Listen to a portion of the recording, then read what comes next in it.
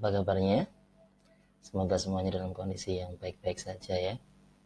Ya, hari ini kita akan belajar tentang satu hal yang menarik, yaitu motivasi. Di dalam benak kita masing-masing, motivasi itu memiliki hal yang berbeda-beda pengertian. Setiap kita memiliki konsep yang berbeda tentang apa itu motivasi. Iya kan? Oleh karena itu, Mister akan sedikit membahas motivasi ini berkenaan dengan kita sebagai seorang pembelajar atau seorang siswa. Bahkan kita sebagai bagian dari lingkungan sekolah. Nah, apa itu motivasi? Kita akan coba jawab pertanyaan itu di dalam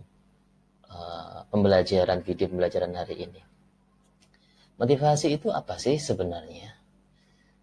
Motivasi itu bisa kita umpamakan sebagai sebuah energi, semacam bahan bakar.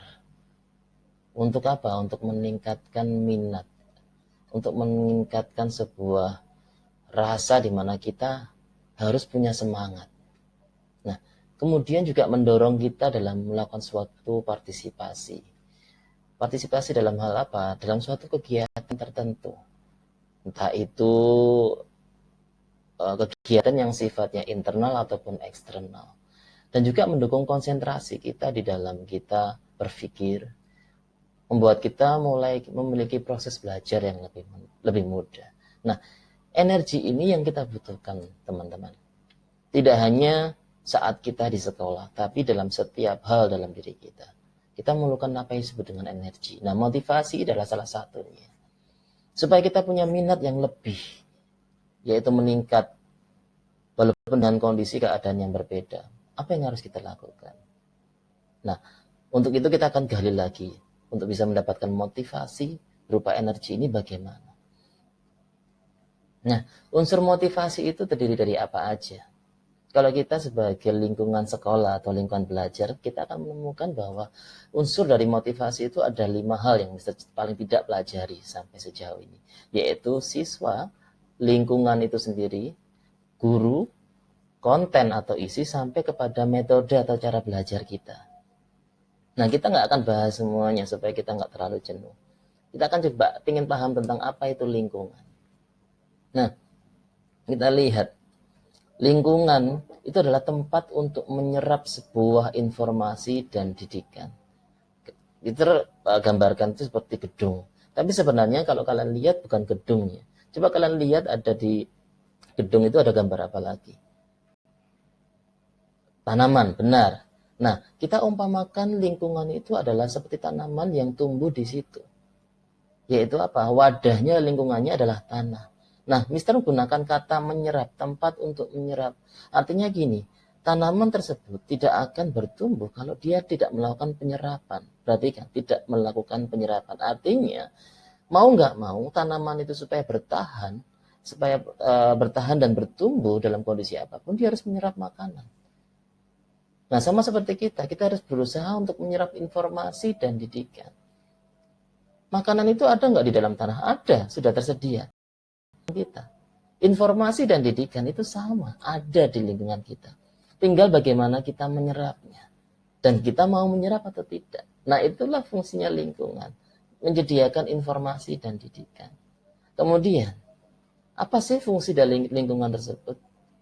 Mister gambarkan dari 2 gambar ini, yaitu sebuah jalan, 2 buah jalan, bahkan lebih daripada 2. Fungsi lingkungan adalah mentoring, pendampingan. Kenapa? Karena setiap kita unik. Keunikan kita ini tidak bisa sama. Setiap orang punya jalannya masing-masing. Oleh karena itu, fungsi lingkungan adalah memberikan pendampingan. Kalau kalian di sekolah, yaitu guru sebagai pendamping kalian. Kalau di rumah, orang tua kalian, saudara kalian yang lebih tua, ataupun mungkin saudara kalian yang lebih muda.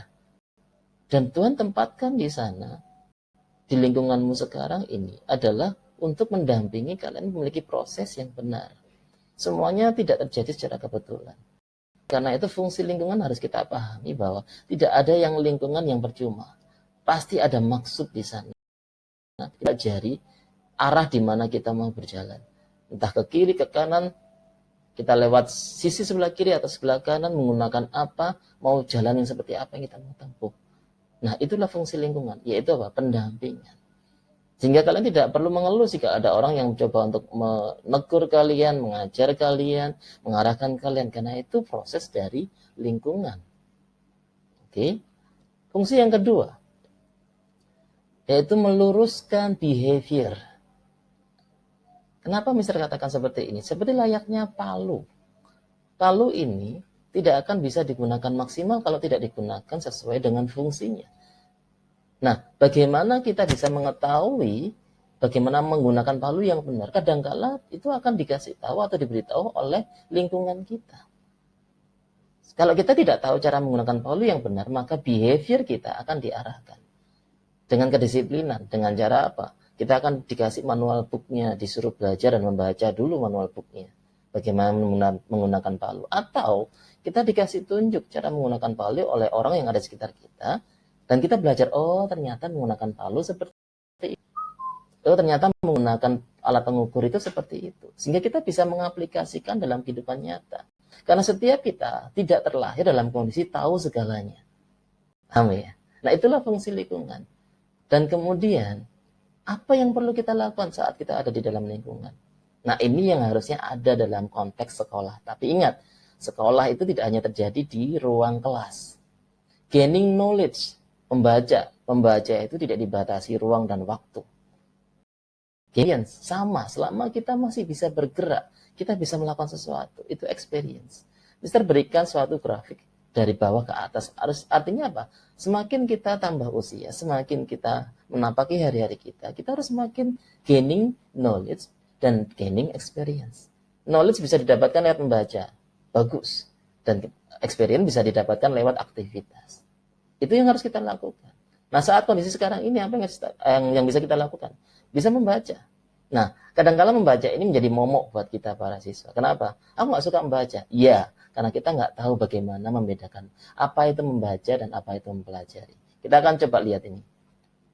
Membaca itu sesuatu yang berbeda saat kita melakukan itu secara santai. Contoh nih, baca novel. Itu mudah. Karena bacanya nggak perlu menggunakan knowledge. Tidak perlu memahami hal-hal yang dasar. Experience nggak perlu. Cukup dengan hanya membaca, oh ini enak ya didengar. Ini sinetronnya, contoh ceritanya, alur ceritanya itu bagus ya. Karena sangat mudah dicerna. Iya kan? Dan itu yang disebut dengan membaca.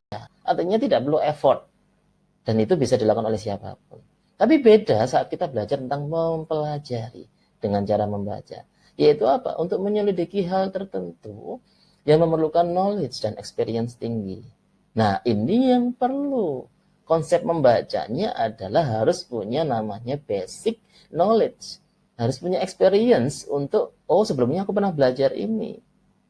Contoh cara membaca atau membaca dalam hal ini apa sih? Contoh kalau kalian bicara tentang baca buku art, science, penelitian, engineering, bahkan mungkin itu adalah Bible atau kitab suci. Semuanya membutuhkan pengetahuan dasar supaya kita bisa memahaminya.